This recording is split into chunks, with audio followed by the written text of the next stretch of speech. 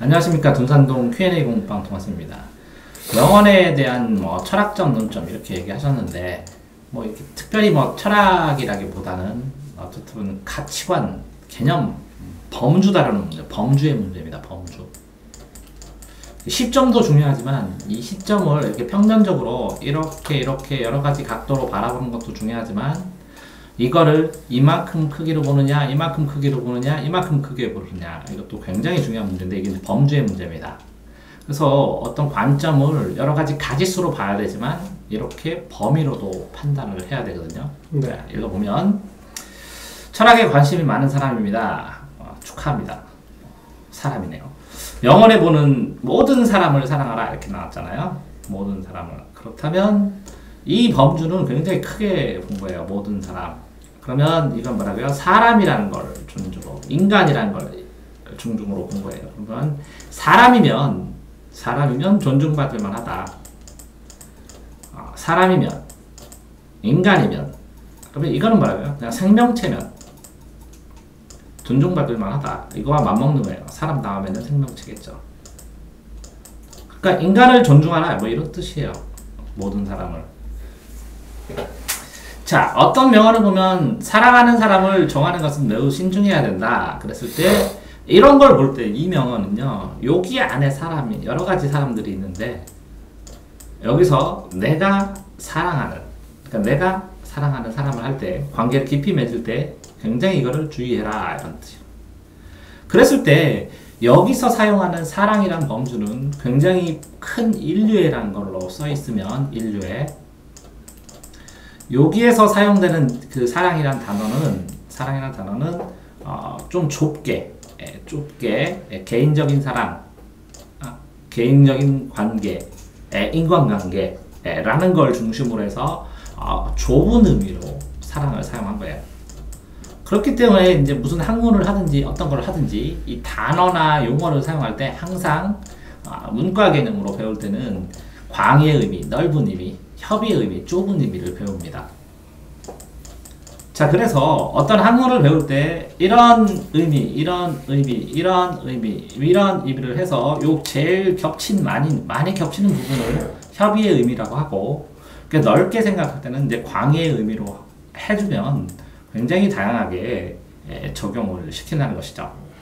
그러니까 이 둘은 모순된 것이 아니라 둘이 동시에 존재할 수 없는 것이 아니라 동시에 존재를 합니다. 그러니까 어떤 사람을 좋아할지 신중하게 결정해야 된다는 것은 이렇게 개인적인 깊은 사랑을 할 때의 의미인 것이고 모든 사람이라는 것은 인간이랄 때 하는 것입니다. 그렇기 때문에 이제 문장 속에서 어떤 문장을 사용하더라도 여기에 사람이란 단어, 사랑이란 단어라는 이 문장 전체가 방향성을 가지면서 하나의 의미로 문맥적 의미를 만들게 되면 이 문맥적 의미의 범위까지 확인을 하고 활용을 해야 된다는 것이죠. 그런데 보통은 대화를 하면서 어떤 사람은 굉장히 넓은 정의를 활용하고 어떤 사람은 좁은 의미를 사용하면 이 좁은 의미는 다른 사람들은 이 사람들한테 뭐라 하냐면 너는 왜 이랬다 저랬다 해요. 왜 이랬다 저랬다 하니? 이렇게 얘기를 하고 이 사람은 이 사람한테 왜 그렇게 한쪽으로만 치우쳐서 보니 편견을 가지고 이런 식으로 얘기를 하니까 이 뭔가 토론을 하거나 대화를 할 때는 단어의 정의를 명확하게 잡고 단어의 범주를 명확하게 잡고 출발을 하는 것이죠. 그러니까 말싸움을 잘하고 말을 잘하고 하는 사람들을 보면 이 범주를 마음대로 큰 범주를 사용했다가 작은 범주를 사용했다가 왔다 갔다 느렸다 줄였다 하면 상대방이 이 범주 차이를 인식을 못하면 이것도 맞고 이것도 틀리고 하면서 휩쓸리게 되는 것이죠. 자, 따라서 제가 생각하는 모든 사람은 특별히 사랑하되 맞아요. 특별히 사랑하는 사람을 골라라 이런 말 같은데 이런 말이 아니라 상황에 따라서 모든 사람을 사랑하되 인류애로는 특별히 사랑할 때는 특별히 개인적인 사랑을 해라 라는 건 맞습니다. 실제로 가능합니다. 사람마다 모두 다르죠. 자, 이렇게 되면 이것도 지금 잘못 사용하신 거예요. 사람마다 모두 같습니다. 인간으로. 그렇지만 사람마다 모두 다릅니다. 개별적인 특성으로. 자, 이런 것처럼 서로 다른 관점의 사람을 사랑하는 건 가능하죠. 본질적으로 천성이 나쁜 사람을 좋아할 수 없다. 그러면 이 또 좋아한다는 게 또 달라요. 그러니까 자, 본질적으로 천성이 나쁜 사람 이렇게 되면 성악설, 성선설, 백지설 이렇게 볼 수 있지만 이걸 통틀어서 이거랑 상관없이 인간이기 때문에 인간 존재 자체로 인간 조차로 인권을 가지고 천부 인권을 가지고 사람을 사랑한다. 사람 자체를 사랑한다. 그래서 사람을 미워하지 말고 죄를 미워하라 이런 말이 있는 것처럼 여기서 좋아하다, 나빠하다 라는 것은 이렇게 아주 짧은 가치관이 투여된 그런 작은 범위니까 본질적으로 천성이 나쁜 사람을 좋아할 수 없어요. 와 사람을 좋아해라 라는 것은 둘이 범위가 다르다는 것이죠. 자 그래서 정말 공즉시색 색즉시공이랬어요. 아주 세상에 있는 모든 물체는 원자로 이루어졌어요. 그러니까 원자와 원자 관계에는 텅 빈 공간만 있어요. 이 원자도 깨고 이런 미시적인 관점과 세상은 모두 이렇게 물체로 이루어졌어요. 이렇게 거시적인 관계는 서로 달라요. 원리가. 그러니까 미시와 거시를 했을 때 이게 공이라면 이게 색이라면 공즉시색 색즉시공을 하면 불교 논리로 이것이 긋 이것이고 이것이고 이것이로 되면 미시 원리에서 거시 원리 같이 관통한 철학적인 깨달음을 얻었다는 것이에요. 하지만 엄밀하게 이렇게 미시 원리로 되어 있는 가족이 다 절약을 하면 거시 원리는 나라가 망해요. 이런 것처럼 미시 원리와 거시 원리는 서로 통하지 않는 경우도 있어요. 그럼에도 불구하고 왜 그럼 이런 범주를 나누냐? 그러면 필요성 때문에 그래요. 자, 소 잡는 칼로 닭을 잡지 않는 것처럼 이 범주에서 어마어마 크게 이야기하면 철학적으로 방향성은 잘 잡을 수 있을지 모르지만 실질적인 해결에선 도움이 안 돼요. 그래서 이런 걸 보고 공허하다 그래요. 이건 뭐라고요? 이데아의 논리예요. 이데아의 논리. 자, 그러면 이데아 말고 현실의 논리에서는 실질적인 해결책, 하나하나의 구체적인 상황발 해결책이 필요한 것이에요. 그렇기 때문에 아주 개인이면 작은 관점이 맞는 것이고 점점 이 개인들이 모여서 집단이나 단체가 커질수록 철학적인 논리가 맞는 것이에요. 그렇기 때문에 이 개인은 이 전체적인 철학적인 논리를 동의하지 않을 수도 있겠지만 전체적인 크기에 따라서 달라지는 거예요. 그러니까 어떤 목표인가, 이게 이데아의 목표인가, 인류사의 목표인가, 개인의 목표인가에 따라서 범주를 달리 보고 단어도 달리 사용해야 된다는 것이에요. 자, 이렇게 어떤 산이 있으면 이쪽으로는 구름이고 이쪽에는 절벽이고 이쪽에는 둘 다 있는 것 같고 위에서 볼 때는 이 등고선이 동그랗고 여러 가지 관점으로도 보지만 이렇게 방향성, 시각의 방향성뿐만 아니라 관점의 차이까지도 굉장히 신경을 쓰면서 일관된 관점을 가지고 일관된 크기를 가지고 살아야 된다는 것이고 이 크기를 보면 그 사람의 그릇을 알 수 있다고 나중에 얘기를 합니다. 그러니까 춘추호가 그랬어요. 아와 비어의 투쟁이라고. 내 아가 쪼만한 사람을 이만한 기준으로 보는 거고 이 아를 크게 해서 부모까지 우리나라까지 인류까지 걱정하는 사람들은 이 아가 확장되는 것이고 보통 유학에서는 이 아를 확장시킬 때 혈구지도라고 해서 수신, 제각, 지국, 평천하 이렇게 얘기를 하는 것이거든요. 그런데 수신을 완벽하게 하면 성인이라고 그러거든요. 근데 성인이 아닌 사람은 우선 평천하를 못하고 치국을 못하냐? 지금 다 하고 있거든요. 현실적으로는. 그 윤리적으로 이상적인 단계를 밝혀주는 것이고 이렇게 단계적으로 확장된 논리들을 바라볼 때는 항상 뭐라고요? 범주를 주의해야 된다는 거죠. 자, 그렇기 때문에 왜 그럼 니네 둘한테 이 얘기를 해주냐? 자, 생각을 해보세요. 자, 공부를 하는데 예습이 필요하다 그러고 복습이 더 중요하다 그러고 자, 등급마다 다 다르다는 거죠. 네. 등급마다 다 다르고 그 필요성마다 다르고 자, 그러니까 범주를 생각한다는 것은 뭐를 생각해야 된다는 거예요? 범주는 이 경계예요. 한계점.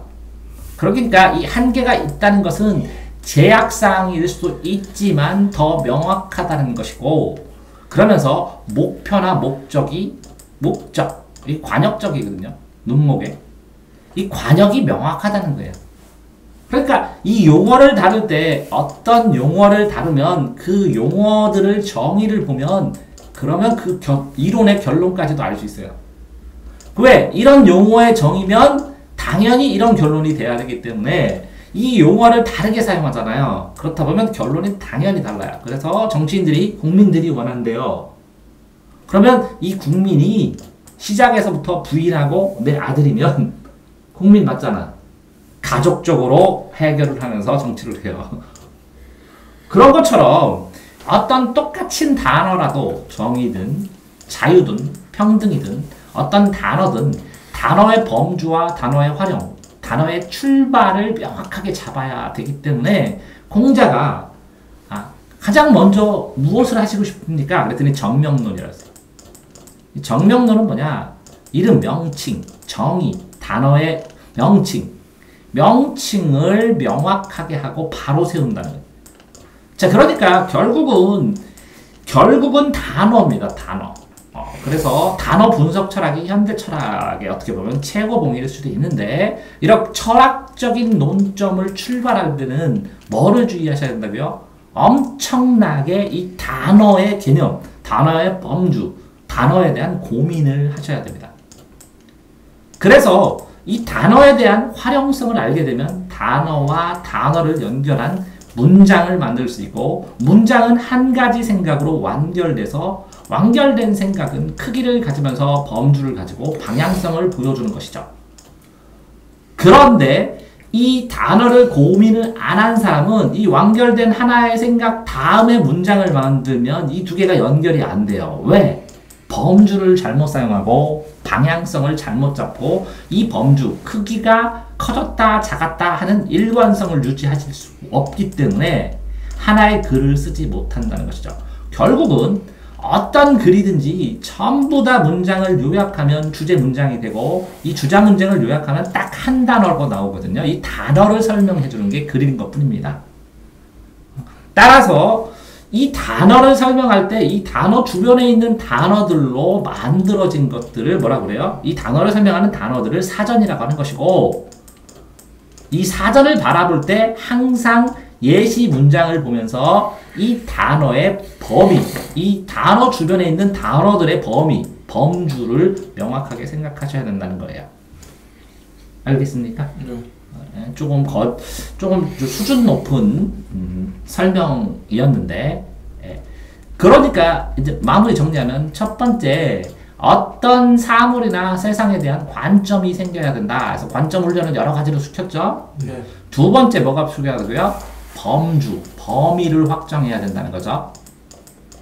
이 관점뿐만 아니라 자 그러면 보세요. 이만한 범주로 이런 관점으로 출발하면 이해됐어요? 네. 그랬을 때 그 주변을 사용해야 일관되고 논리가 나중에 공격을 덜 당하는 거예요.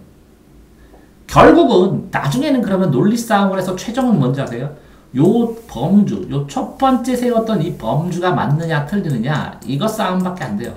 그러니까 너는 이런 범주고 나는 이런 범주에서 출발했구나 하는 입장 차이만 확인하게 돼요. 결국에는. 그래서 입장 차이만 확인한 대표적인 게 뭐예요? 성선설, 성악설, 백지설. 사람은 선할지도 몰라. 악할지도 몰라. 아니면 백지일 거야. 이렇게. 그죠? 누구도 알 수 없는 이런 출발점을 기초라고 그래요. 학문의 기초. 그래서 이 기초를 완벽하게 이해하면 성선설에 의한 사회계약, 성악설에 의한 사회계약, 백지설에 대한 사회계약을 그나마 그 다음에는 이해하게 되고 이걸 당위적으로 이렇게 연결할 수밖에 없구나라는 걸 알게 된다는 거예요. 이해됐나요? 네. 그럼 결국은 이런 걸 숱하게 공부를 해서 인간의 본질이 이렇게 세 가지의 관점으로 보일 수 있구나라고 이해한다는 것이죠. 자, 그래서 명언에 대한 철학적 논점에서 질문하신 것처럼 이렇게 범주를 달리하면 절대 이렇게 명언들이 뭐라고요? 서로 모순되지 않는다는 거예요. 결국은 뭐라고요? 유사한 명언들을 모아놓고 그걸 범주를 나누는 훈련을 한다는 것은 굉장히 좋은 공부가 된다는 거예요.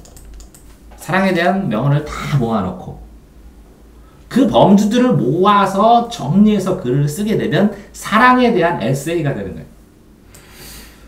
자, 알겠죠? 네, 준산동 동아쌤입니다.